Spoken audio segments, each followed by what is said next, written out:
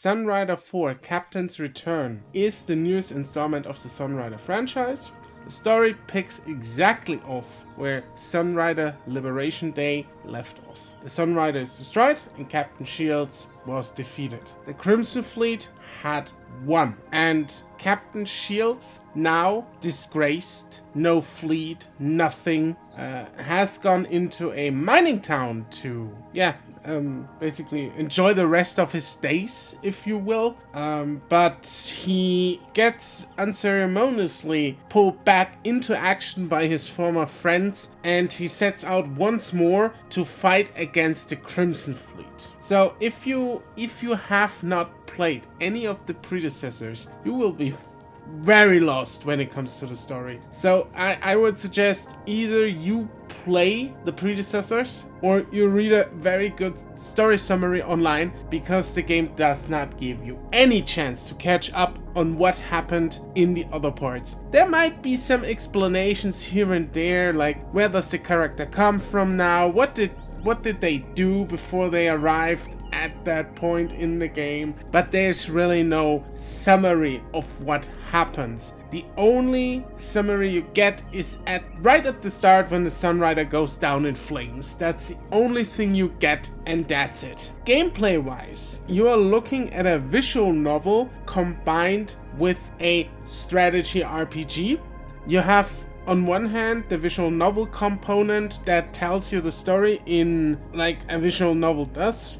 Have actually a very compelling story. Apart from these visual novel segments, you can also go around on the ship or at the start of the mining town, click on things, interact with them, find out more about the plot or certain characters. So this is more of a side thing, while the visual novel parts progress mostly the overall story. When you move through your ship, you can also research new technology, you can upgrade your ship itself or the mechs on the ship, and so you're ready for battle, right? Because this is the second big part now, is the battles. Those are typical turn-based JRPG battles that you can fight. During those battles you commandeer either ships or mechs or both, and you just crush your opposition like you would do in any turn-based battle. The battles are very strategic. There's a lot to think about when you go into a battle. What can my mechs do? How do I position them? So there's like, for example, only support mechs, or there is all-out attack mechs. So you want to have the support mech alleviate some of the fire that will inevitably be drawn to the assault mech, for example. Another big component is the movement. You have to think how you move through the battlefield, because braking and accelerating takes away energy from your energy source, and you also use energy to attack. So what you want to do is you want to conserve energy by not accelerating and not braking too much, but so you still move through the battlefield and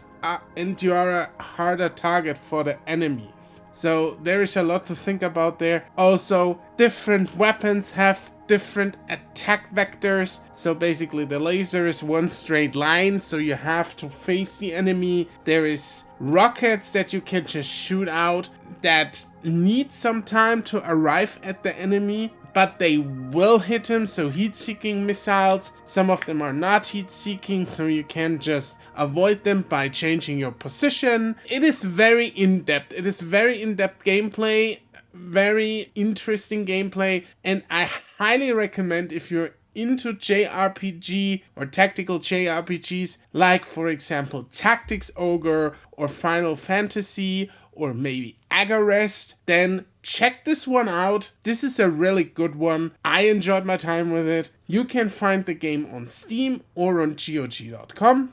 And this being the Orcosaurus for the TSI. All links in the description. Check out our homepage. And with that being said, thank you for listening and bye bye!